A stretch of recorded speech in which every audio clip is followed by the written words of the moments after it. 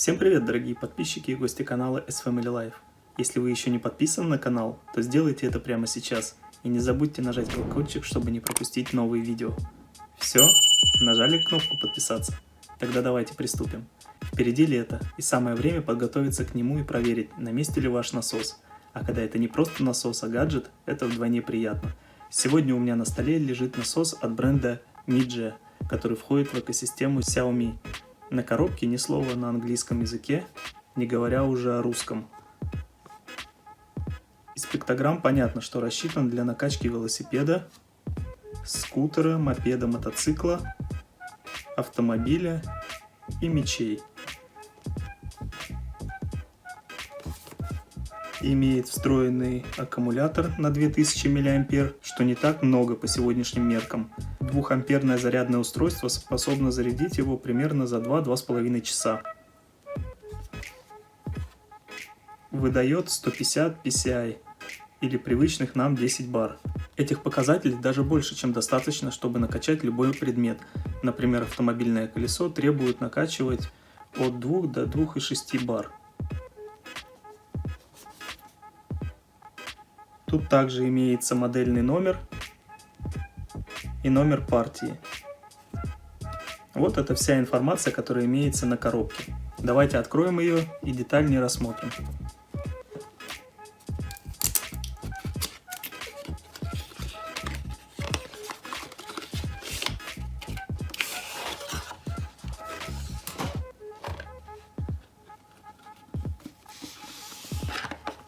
Тут нас встречает инструкция по эксплуатации. Она также полностью на китайском языке.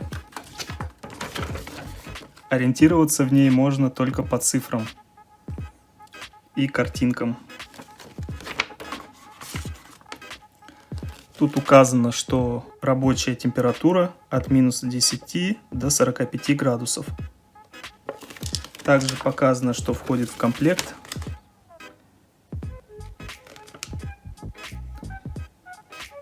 И описаны все части насоса.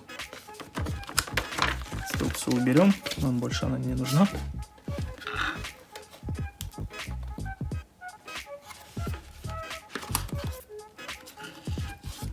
Также тут имеется такой пакетик.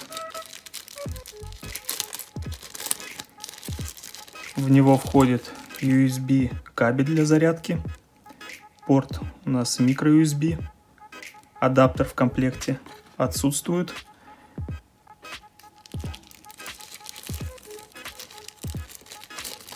Также есть игла для накачки мечей и переходник с автомобильного на велосипедный ниппель. Этот переходник как раз будем проверять. Также здесь присутствует чехол для насоса. Даже имеется кармашек.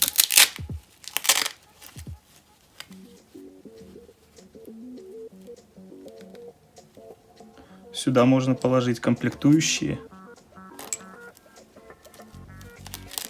и закрыть. Очень удобно. В общем-то и все по комплектации. Теперь самое основное. Это насос.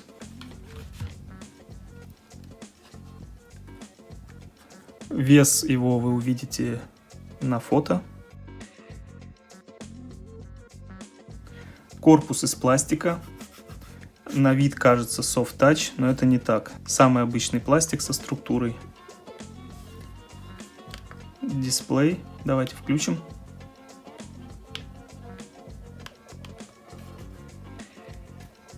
На кнопки не реагирует, возможно, разряжен. Также тут видно, что имеется световой индикатор, порт для подзарядки, micro-USB. Могли бы уже сделать Type-C. Что-то все никак производители Китая не перейдут на него в полной мере. Шланчик. Вау, вот и он включился. Вставляя обратно, он отключается. Значит, работает только когда вытаскивается шланчик. Довольно-таки хороший ход. Давайте пробежимся по меню. Есть запрограммированные функции, востребованные для каждого предмета. Например, велосипед,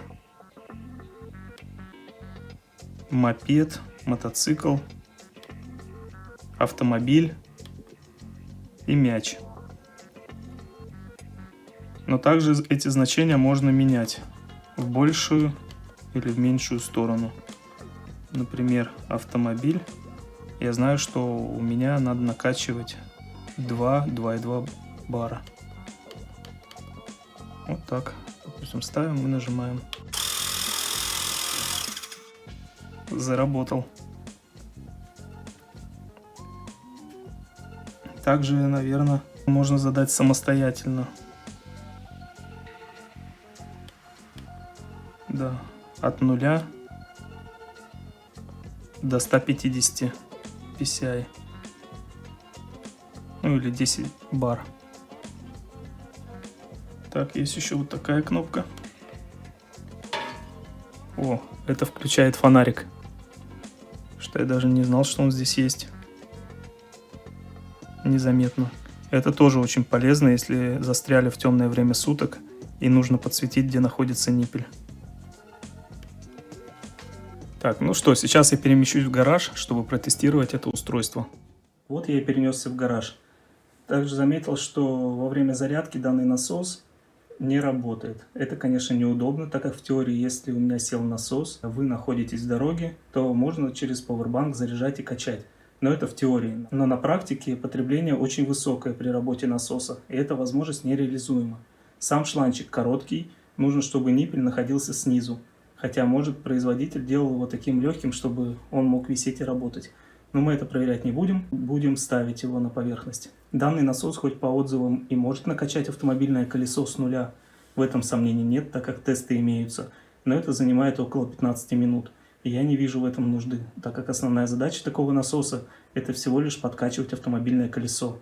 Он может работать от одного заряда 30 минут и с нуля накачать 2 автомобильных колеса. Сейчас я накачаю с нуля 2 велосипедных колеса, а также подкачаю автомобильное колесо. Тем самым будет понятно, хорош ли этот насос. Для накачки велосипедного колеса перед записью видео я ознакомился с таблицей, где указано давление в PSI относительно веса велосипедиста. 50 кг от 35 до 38 PSI, 63 кг от 37 до 40 PSI, 77 кг от 40 до 43 PSI, 91 кг от 42 до 45 PSI и так далее. Мой вес на данный момент составляет 69 кг.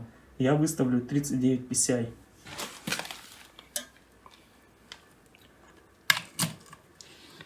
Чтобы его активировать, надо вытащить шланчик. Вот он у нас активировался. Так, далее в меню выберем велосипед. И выставим 39 PSI.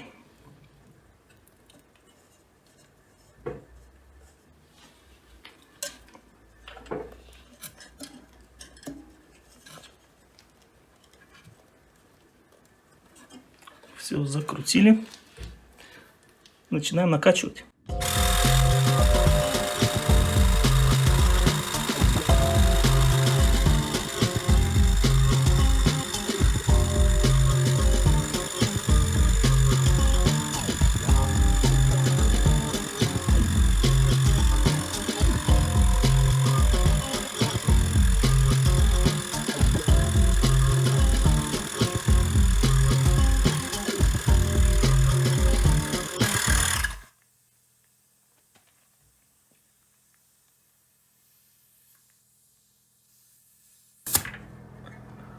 Так, 30 PSI, на мой взгляд, достаточно.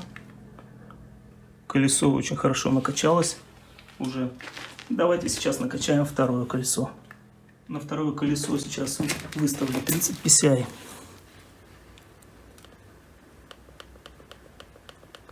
Этого будет достаточно. И посмотрим, как он сам отключится.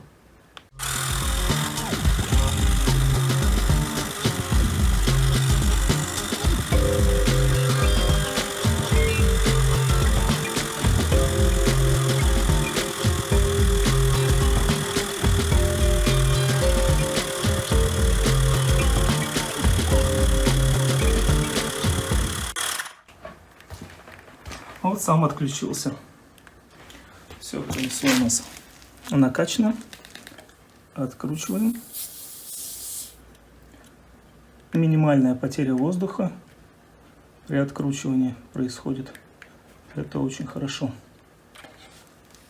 Вот, в принципе, вот так мы и накачали. Благодаря тому, что есть в комплекте велосипедный переходник. Ну что, теперь будем подкачивать автомобильное колесо. Вот теперь подкачаем автомобильное колесо.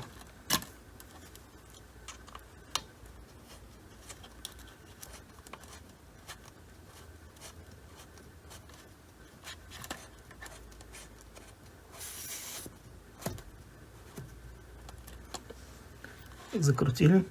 Так, нам автомобильное колесо надо накачать на 2,2 бара. Сейчас он покажет, сколько в данный момент. И потом начнет качать.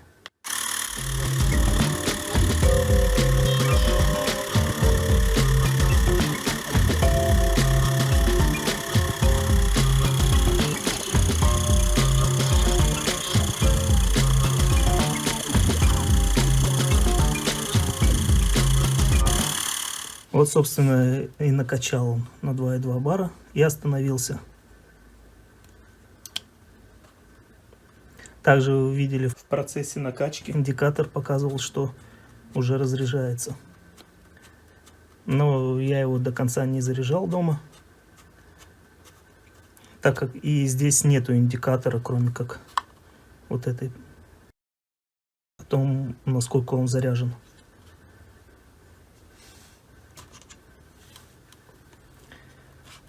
Так, вот такое вот видео. Накачивать мне понравилось как. Буду держать его у себя в бардачке, в чехольчике, с которым он идет в комплекте. Ну что, протестировал я это устройство. Сейчас покажу, как одевается насадка. И что хорошо, это я заметил уже в конце, когда снял ролик в гараже, что можно вставлять вместе с этой насадкой. Она также помещается. То есть тут углубление позволяет ходить вместе с насадкой.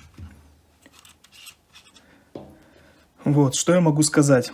Я могу порекомендовать вам его для приобретения и использования в любых целях, для которых он предназначен. Идеально подойдет для веломототранспорта, мечей различных видов, а также, если необходимо, подкачать колеса. Все же накачивать автомобильное колесо с нуля рекомендовал бы только в экстренных случаях. Это долгий процесс за счет нехватки мощности. Единственный минус – это отсутствие индикатора заряда в процентах. Если рекомендация в начале ролика о подписке на канал не сработала, то раз досмотрели это видео до конца, то подписывайтесь. А также у нас есть группа в Телеграме, там я отвечаю на любые вопросы и публикую анонсы о новых выпусках. Тут только честные обзоры. На этом все. Всем здоровья и удачи.